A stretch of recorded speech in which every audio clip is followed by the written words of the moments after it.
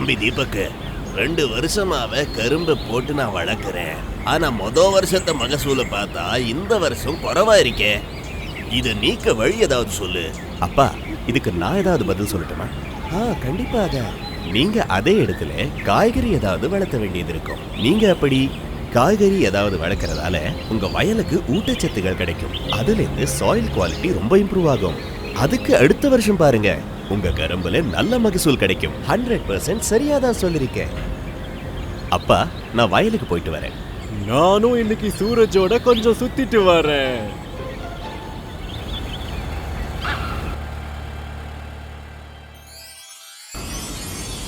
Suraj, Suraj! Array Naresh, எவ்வளவு நாள் ஆச்சு? எப்படி இருக்க?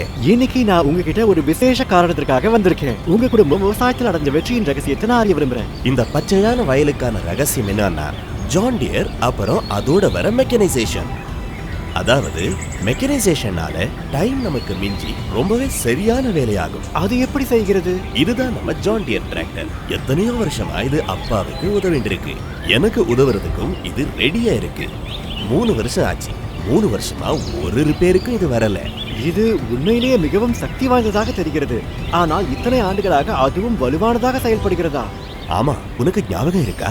அப்பா இந்த வயலை வாங்கும் போது வயல் எவ்வளவு அனிவனா இருந்துச்சுன்னு. அதுக்கப்புறம் வந்தது John dear tractor, loader, dozer, அப்புறம் லெவலரும் சேர்ந்து இங்க ஒரு மேஜிக்கே நடந்துருச்சு.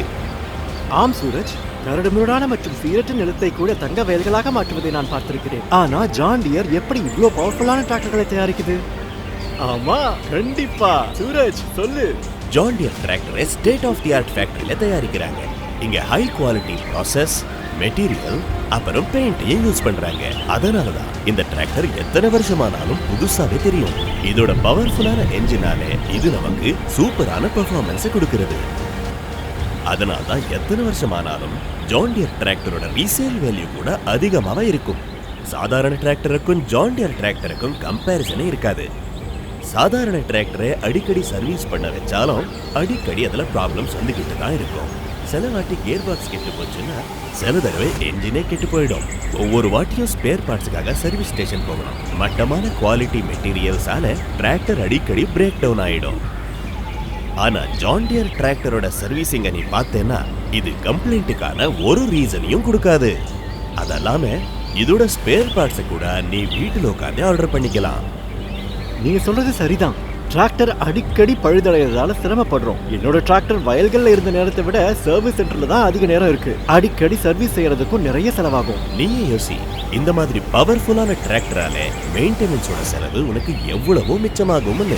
அதே மாதிரி அடிக்கடி பார்ட்ஸை மாத்தணுங்கிற அவசியம் இருக்காது. பர்ஃபார்மன்ஸ் இவ்வளவு நல்லா இருக்கும்போது ப்ரொடக்டிவிட்டி எத்தனையோ டைம்ஸ் அதிகமாகும். இப்படி இருந்தாலும் எத்தனை வருஷமானாலும் புதுசு மாதிரியே இருக்கும். அப்படின்னா உன்னோட காசு மிச்சப்படுத்துறது எல்லாமே விவசாயத்துல தோழனாவும் இருக்கும்.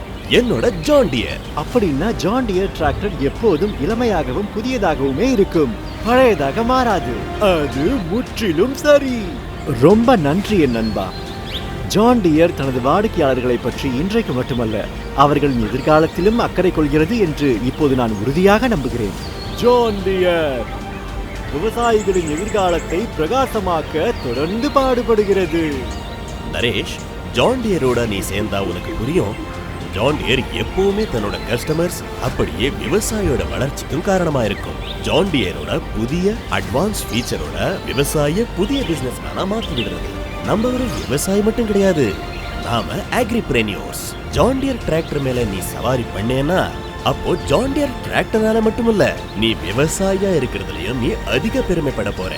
வாழ்நாள் முழுவதும் ஜான் டியர் உங்கள் பக்கத்தில் இருக்கும் பொழுது செழிப்பும் வெற்றியும் விவசாயியின் கையை பிடிக்கும். இந்த தீபக்கும் சுமனும் ஏன் இவ்வளவு கவலைப்படுறாங்கன்னு தெரியல.